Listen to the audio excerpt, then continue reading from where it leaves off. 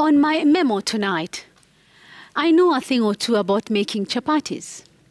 Other than ingredients like flour, oil, salt, and baking powder, I also know that kneading the dough properly and letting it rest before rolling it out makes for softer chapatis. Now, I don't know how many Kenyans I speak for when I say that for a long time in our lives, chapati was an aspirational meal, something reserved for special occasions. Even today, not much has changed. Chapatis are still not an everyday meal for most families.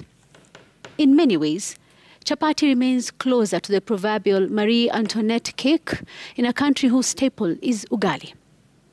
When thinking about food security, Kenyan families have in mind ugali, sukuma wiki, and githeri. Chapati would usually come a distant fourth in the menu.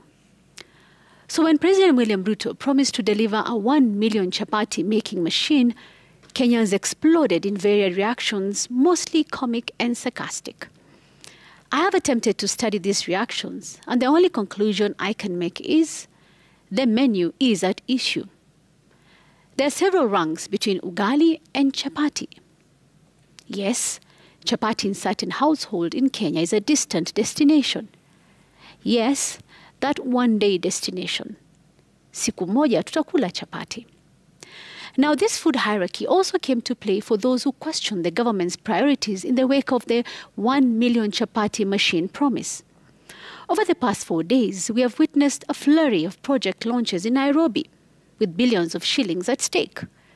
Commissioning of Kamukunji Technical Vocational College, inspection of Bangkok Fresh Produce Market, launch of Nairobi Rivers Engineering Works, construction of an 800-bed dormitory at St. Teresa School, groundbreaking for 12 classrooms at Mabatini Primary School, TVET College groundbreaking in Mathare, launch of last-mile electricity connectivity in Mathare, classroom construction at TJ Kajwang Mathare North Secondary in Ruaraka, classroom construction at Gatina Primary School in Dagoretti North constituency, classroom construction at Westlands Primary School, inspection of Kangemi Bridge construction progress.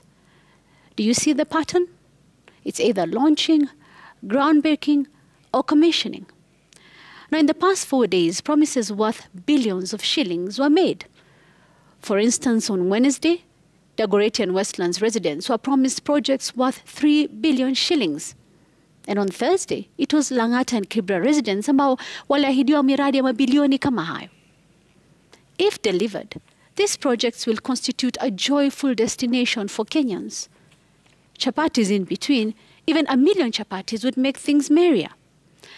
But I just worry about the rigidity of that thing the English language describes as chronological order, meaning things happening in the order they're supposed to happen.